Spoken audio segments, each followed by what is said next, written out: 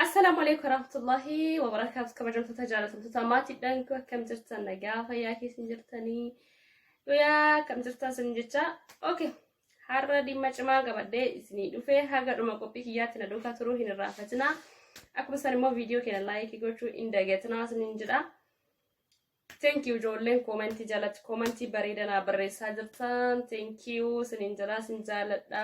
Baay'een isin jaaladha baay'een isin kabaja ijoolleen na jajjabeessaa jirtan. Zabaadhu ምናምን ኮሜንት አማርፈልና በሬሳ ጅርተን ገለቶማ በጣም ነው የሚያመሰግናችሁ በጣም ነው የምወዳችሁ በጣም ነው የሚያመሰግናችሁ ፋሚሊ ለሆናችሁልኝ እኔም ፋሚሊ የሆናችሁ ያለው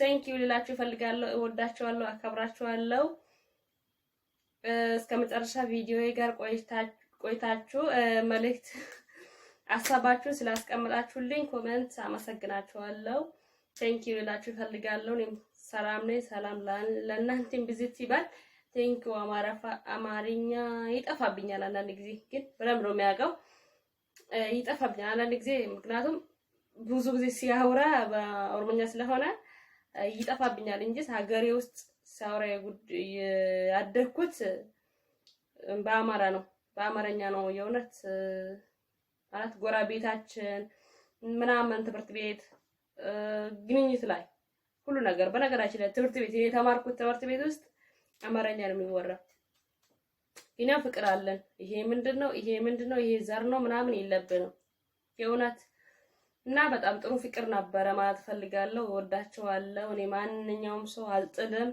ማንኛውም ሰው አከብራለሁ እወደዋለሁ ማለት ነው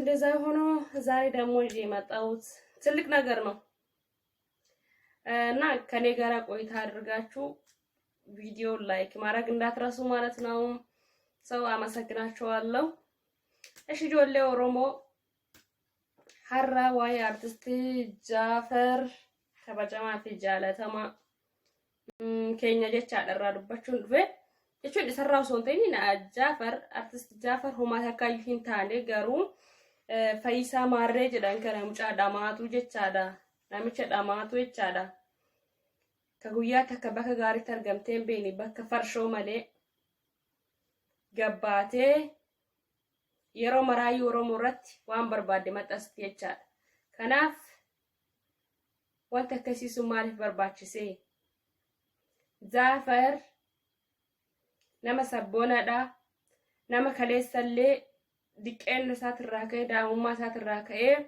aarsaa guddaa oromoo tanaa kafalaa turedha jechaadha Jaafar sabboonaa keenyaa jechaadha Jaafariin akkuma Hacaaluu jaalannutti jaalannaa jechaadha Jaafar nuuf goota keenyaa jechaadha Jaafariin akkatti guddate beeknaa jechaadha seenaa isaa gadi qabaati ilaalaa jechaadha waa jechuun duratti Jaafar jibbaa caaluu hin qabu Hacaaluurratti sirban baaf namichi sobaan kijibaan farshoo garaasaa guuttatuuf biltsiginnaan akka jaalattuuf gabbahee shira hin taane hidhaa jechuudha Oromoo irratti yeroo hundaayyuu peejii isaa jala galtanii ilaaluu dandeettanii adabateen taa'uu waan argi maxxansaa jechaadha kanaaf Jaafar kan qeeqe hin agarree nuti Jaafar jaalala qabaaf malee hiriyaa isaa kan jaalatudha malee nama sabboonaa nama jaalatu dhabe malee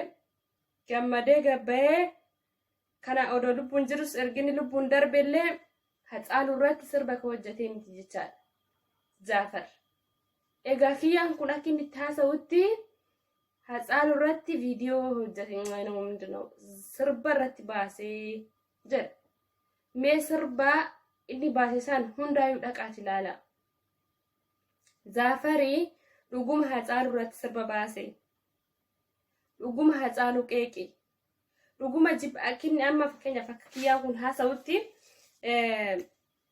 injibbaa jedha akka jibbaa akka jechuun akkam godhe haasa'inni yeroo hundaayyuu akka Hacaaluu Oromoon Hacaaluu hin jaalanne bara garaachin lai Oromoon Hacaaluu hin jaalata jechaadha Hacaaluun gandaa otoon ta'inti kan Oromoo guututi jechaadha akkuma inni ijoollee biyya koo an Oromoodhaaf qaalii jedhanitti nuuf qaalii jechaadha kanaaf Zaafar illee nuuf qaaliidha.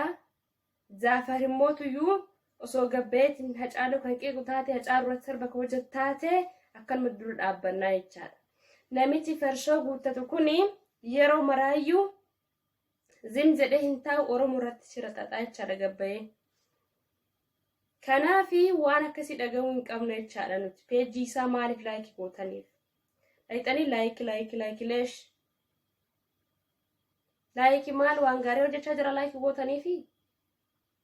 Mee natti himaa warra dhaqxanii peejii hin taane kana maal jala gulftanii jedhaa baran. Dhuguma Hacaaluu irratti sirba baasee Zaafar. Zaafar nama sabboonadha ishee. Zaafar hiriyaa jaalatuuf biraa dhabe malee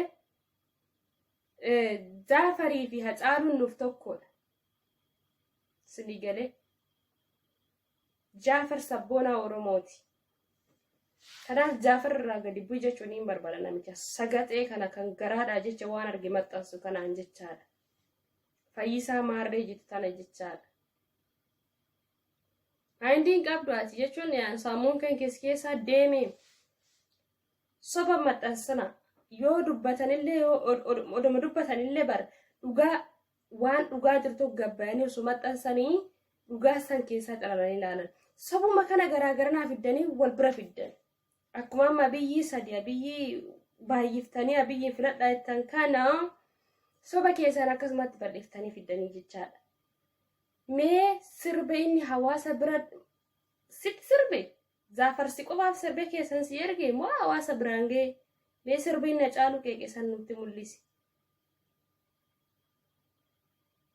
Sirbuma Zaafar Hacaaluu qeeqee baasa jettan kana jedhee amma namichi kun haasa'u kun farshoo quufee tirraafii quufee akka biltsiginnaan jaalattuuf gabbee waan arge maxxansu kuni mee natti hima.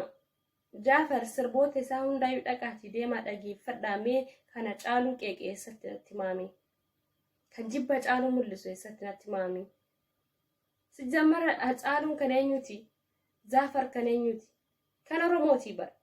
Kan Shawaa fi Maarree warra Tuulamaa waan akkasii namichi kun gandummaa jechaadha.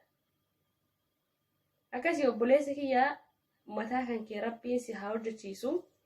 Kas keessa deemis yaa hojjechiisu jechuun hin barbaada. Dhaamsi guddaan qaba akka Oromootti. Peejiidhaan hin taane kanneen kan hin hordofinaa jechaadha. Maaliif dhaqxanii laayikiin godhinaaf jechaadha. Maaliifi dhugama waan tokko osoo hin katabne fakkeenyaaf viidiyoo tokko osoo hin dhageeffannee koomentiin katabinaa. Waan tokko osoo hin guuttanne koomentiin godhina. Yaada keessan gaahaa akkanaan baratee tokkotti koomentii godha. Waan hunda irratti jechaadha. Akkasitti isiniin jiraanne biraa immoo waa'ee ijoollee Saudi Arabiyaa deddeebinee dubbachuu yeroo kamuu hin dhiisnu. Sababni isaas nuti nama dirqama namummaa bayuu hin qabnaas waa'ee ijoollee kanaa immoo dubbatamu waan qabuuf guys. Ijoollee Saudi Arabiyaa dhuguma rakkoo keessa jiran dhuguma jechaadha rakkoo keessa. Akkasiin ijoollee Saudi Arabiyaa immoo dhuguma rakkoo keessa jiran jechaadha. Rakkoo isaan keessa jiran rakkoo xiqqaa miti. Akkasitti ijoollee Saudi Arabiyaa keessa har'a mucaan tokko viidiyoo TikTok irratti hojjeteen qabamee jira jechaadha. Kaleessa jechuudha kaleessa qabame. Maaliifi viidiyoo laayikii yookaan immoo fooloo argachuudhaaf maaliif katabdanii hojjetanii viidiyoo TikTok irratti gadhiistan? Bu'aan isin argattan maalidha? Qabamuudha. Bu'aan isin argattan maalidha? Rakkinaaf saaxilamuudha jechaadha.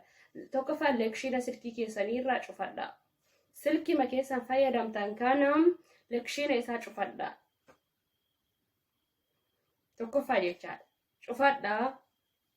Lammaffaa immoo shariyaa haaraa banadhaati. Kan firri keessaa mucaa yookaan namni biyya sana osoo ta'an akkam jeesinitti sirriitti dhufee eegaa jechaadha. Telefoonuma keessanii nuuf qabsiisuu dandeettan waan ta'eef. Sooshaal miidiyaa irratti illee waa maxxansitanillee akkasitti sirriitti dhufee eegaa maaliif isin hordofan waan ta'eef jecha. Baay'ee osoo silkii biyya saniitiin barachuu baatanii waan tokko jettee bakka akkasitti fayyadamaati dhufee eegaa haga nama tokko jechaadha. nagaa shorta argitan immoo hin dheessinaa please. Maaliif rakkoon guddaa asirra gaa waan ta'eef jechaadha. Akkasitti ijoollee keenya baadhaa waan badaarraa of eegaa rabbiin isin haa eegu. Nagaa naa tura isin galateeffadhaa waan aduukaa turtaniif thank you. Asumaan immoo siyyuu hojiidhaan boonsaa gara fuulduraatti isin biraan geenyaa hojiin jalqabne nuti. Egaa xiqqoo YouTubein kun yaa guddatee hordoftoonni keenya xiqqoo haa baay'ataniif malee hojii hin jalqabne jechuudha. Hojiidhaan boonsaan jalqabamaa jiranii. Walleellee kan barreeffamanis ni jiranii akkuma san hojii gara diraamaatiin waan tokko waan isin gammachiisu jechaadha guys. Kanaafiyyuu maatii keenya yoo taatanii baay'ee bareedaadha. Akkuma san immoo maatii keenya ta'uu bichaan hiikanuuf hin qabu. Video keenya xiqqoo qabsiistanii like godhuu hin dagatinaa yeroo kamuyyuu. Nagaan nu turaa sin jaalannaa guys. Bye bye.